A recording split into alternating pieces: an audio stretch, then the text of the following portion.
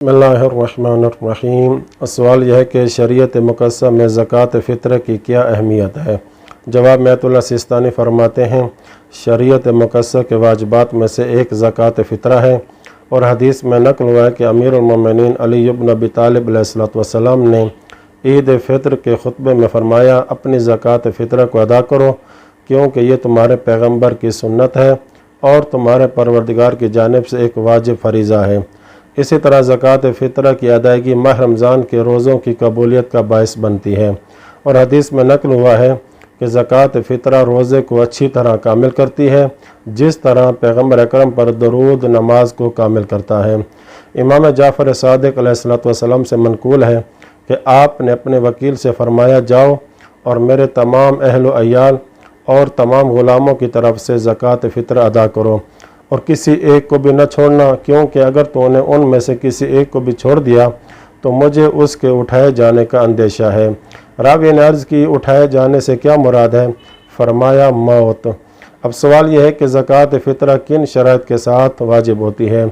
जवाब में फ़रमाते हैं, वो मुकल्लफ़ जो ईद फ़ित्र की रात ग़ुरूब के मौका पर आने वाली शराइत रखता हो, उस पर अपनी और उन अशख़ास की ज़कात फ़ित्र देना वाजिब है जो उर्फ़ आम में उसके यहाँ खाना खाने वाले शुमार होते हों।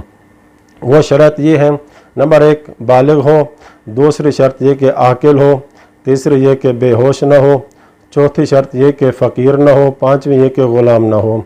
दूसरा सवाल ये है, अगर शब ईद किसी में फ़ित्र के वजूब की शर्त पूरी हो जाए तो इसका शरई वजीफ़ा क्या होगा।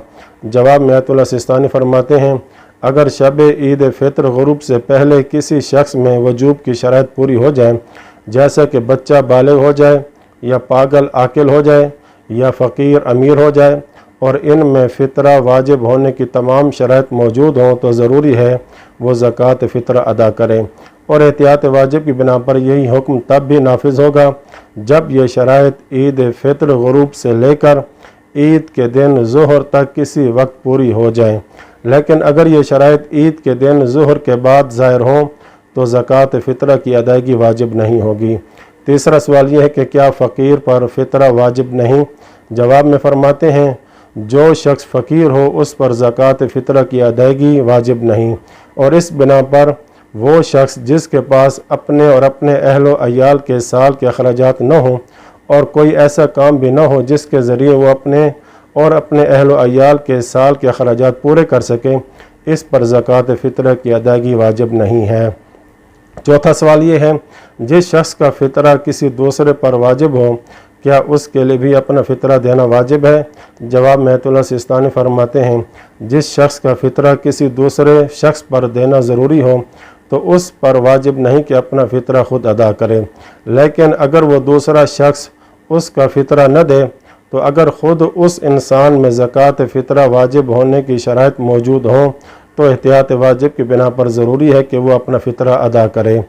इसी तरह अगर अमीर शख्स किसी फ़कीर के यहाँ ईद की रात सिर्फ़ मेहमान ठहरे तो फ़कीर शरई पर ज़कात फ़ित्र की अदायगी वाजिब नहीं होती और अगर अमीर शख्स ज़कात फ़ित्र वाजिब होने की शराइत रखता हो तो ख़ुद उस पर ज़कात फ़ित्र की अदायगी लाजिम होगी। पाँचवा सवाल ये है, क्या काफिर पर भी ज़कात फ़ित्र वाजिब है। जवाब में फ़रमाते हैं, ज़कात फ़ित्र के वाजिब होने में मुसलमान होना शर्त नहीं है और ये काफिर पर भी वाजिब है, लेकिन अगर काफिर शब ईद ग़ुरूब के बाद मुसलमान हो जाए तो ज़कात फ़ित्र उससे साक़ित हो जाता है और उस पर ज़कात फ़ित्र की अदायगी वाजिब नहीं रहती। लेकिन अगर गैर शिया मुसलमान माह शवाल का चाँद दिखाई देने के बाद शब ईद फ़ित्र ग़ुरूब के बाद शिया हो जाए तो फ़ित्र उससे साक़ित नहीं होता और ज़रूरी है कि वो इसकी अदायगी करे। वसल्लल्लाहु अला मुहम्मद व अहले बैतिही।